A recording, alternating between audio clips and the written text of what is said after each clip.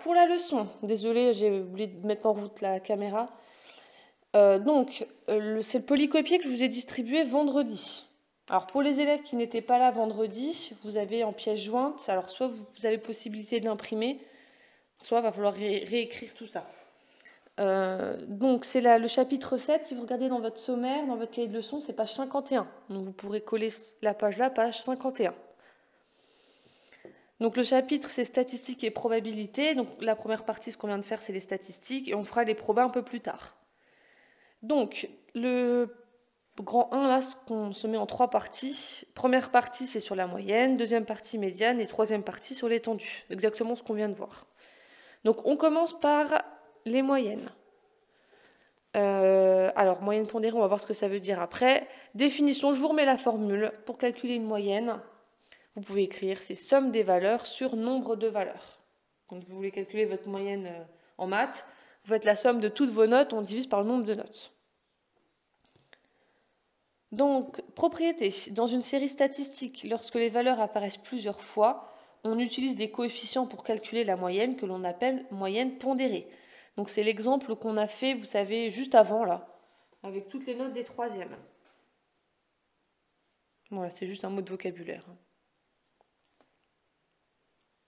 Et on va refaire un exemple. Donc dans cet exemple, on a demandé à chacun des élèves d'une classe de 3e le nombre d'enfants dans leur famille. Voici leur réponse. Donc dans le tableau, là, ça veut dire qu'il y a 2 élèves dans la classe qui sont seulement un dans la famille, qui ont un seul enfant dans la famille, son fils unique. Il y a 9 élèves de la classe qui sont 2 à la maison.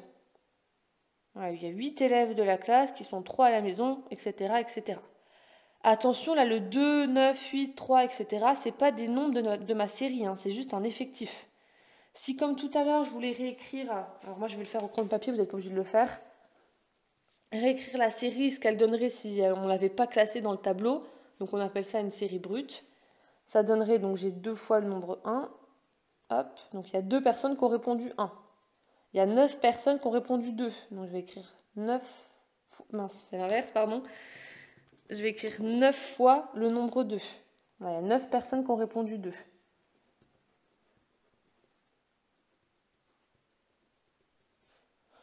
Voilà, ensuite, il y a 8 personnes qui sont 3 dans la famille. Donc là, il faudrait que je réécrive 8 fois le 3.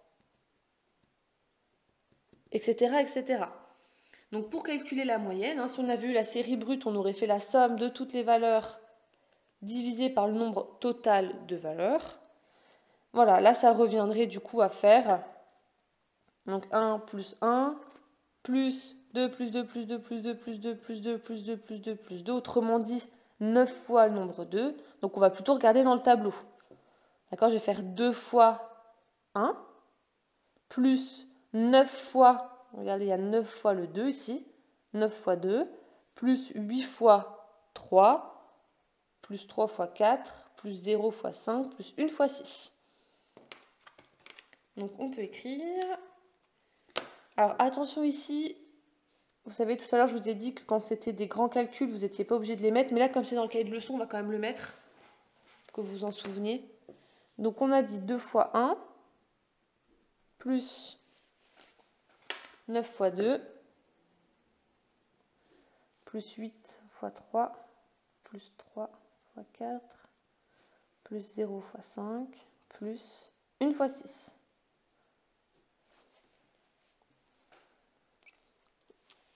Et donc, sur le nombre de valeurs, donc attention, là, j'ai pas 1, 2, 3, 4, 5, 6 valeurs. Il n'y a pas seulement 6 élèves qui ont répondu au sondage.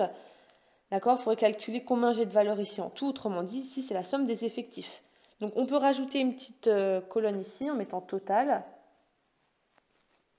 Et du coup, on va faire la somme de tout ça. Donc, 9 et 1, 10, 18, 21, 23.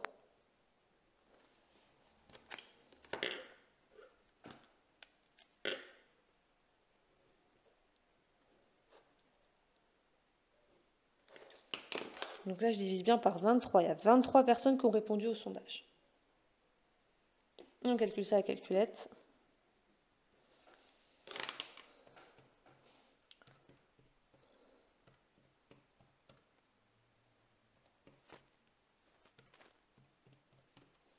62 sur 23. Et on arrondit à 2,7.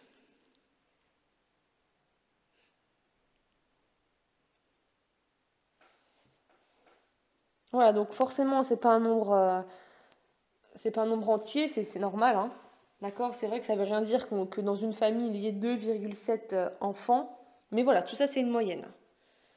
Donc, on peut mettre une petite phrase. Le nombre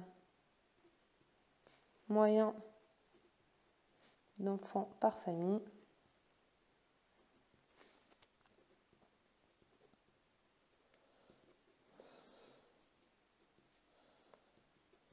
est 2,7. Allez, on passe à la médiane. Donc dans une médiane, hein, je leur mets bien ici définition, dans une série de valeurs, il faut bien qu'elle soit rangée par ordre croissant. La médiane est une valeur qui partage la série en deux parties de même effectif. Autrement dit, il y a la moitié des valeurs inférieures ou égales à la médiane et au moins la moitié des valeurs qui sont supérieures ou égales à la médiane. Donc là, vous avez deux exemples avec une série d'effectifs impairs et une série d'effectifs pairs. Voilà, donc je le remets ici. Quand c'est d'effectifs impairs, la médiane est une valeur de la série. Là, c'est pratique, c'est déjà rangé dans l'ordre croissant. J'ai 1, 2, 3, 4, 5, 6, 7, 8, 9 valeurs. Donc du coup, je vais prendre celle qui est au milieu, c'est-à-dire la cinquième valeur.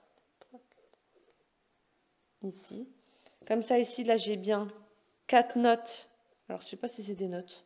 Bref, j'ai 4 valeurs qui sont inférieures et 4 valeurs qui sont supérieures. Donc, j'ai autant de valeurs qui sont supérieures à 8 que de notes qui sont inférieures à 8. Donc là, m égale 8. Attention ici, maintenant, j'ai une série d'effectifs pairs. D'accord? Donc, ça veut dire que ici, je ne vais pas pouvoir prendre... Ma médiane ne sera pas une valeur de la série.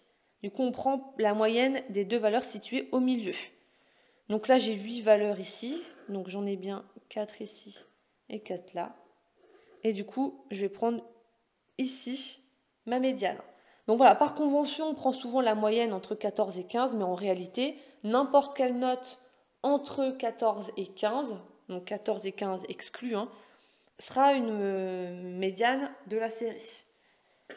Voilà, donc comme je vous ai dit, hein, généralement on prend la moyenne des deux, donc la note qui est vraiment pile au milieu entre 14 et 15, du coup 14 et demi.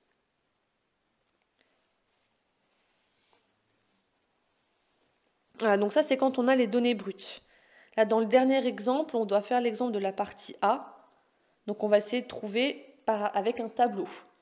Donc encore une fois, il va falloir savoir quelle valeur la combientième valeur on va prendre. Ici, regardez, dans notre premier exemple, on avait 23 valeurs en tout. Donc pour savoir ici, si on fait 23 moins 1, ça fait 22. 22 divisé par 2, ça fait 11. Donc en fait, dans ma médiane, je vais avoir 11 valeurs de chaque côté. Et ma médiane, elle sera pile au milieu. Comme ça, j'aurai 11 plus 11, 22, plus ma médiane, vu qu'elle fait partie de la série, ça fera bien 23 valeurs. Donc moi ici, du coup, je veux la 12e valeur, quand elles sont rangées dans l'ordre croissant. Donc moi, c'est pratique, c'est déjà rangé dans l'ordre croissant. Donc là, j'ai 2 valeurs. Là, j'en ai 9. 9 plus 2, ça fait 11. Donc là, la 11e valeur, c'est un 2. Donc la valeur qui vient juste après, la 12e, ce sera bien un 3. Donc là, m égale 3. Voilà, ça c'est pour la médiane. Hop, je recentre un peu. Et l'étendue, donc dernière partie étendue. Donc l'étendue d'une série de valeurs, c'est du coup la différence. Donc on fait une soustraction entre la plus grande et la plus petite valeur de la série. Donc voilà, on a un petit exemple ici. 4 élèves pèsent leur téléphone. Donc ils trouvent 129 grammes, 153 grammes, 160 grammes et 98 grammes. On veut calculer l'étendue de la série. Donc petit e. Je prends la plus grande valeur qui est 160 moins la plus petite valeur qui est 98, pardon. Et du coup, ça fait 62. Donc ça veut dire qu'il y a 62 grammes de différence entre le smartphone le plus lourd et le smartphone le plus léger. On peut écrire il y a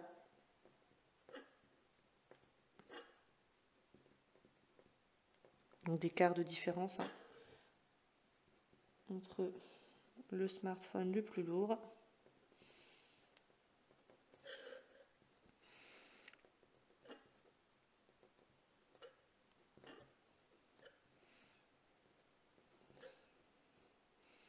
et le smartphone le plus léger. Oups.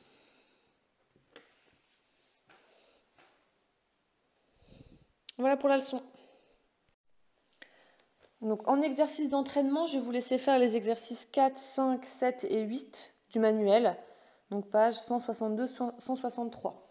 Donc je voudrais que vous faites-les sur votre cahier.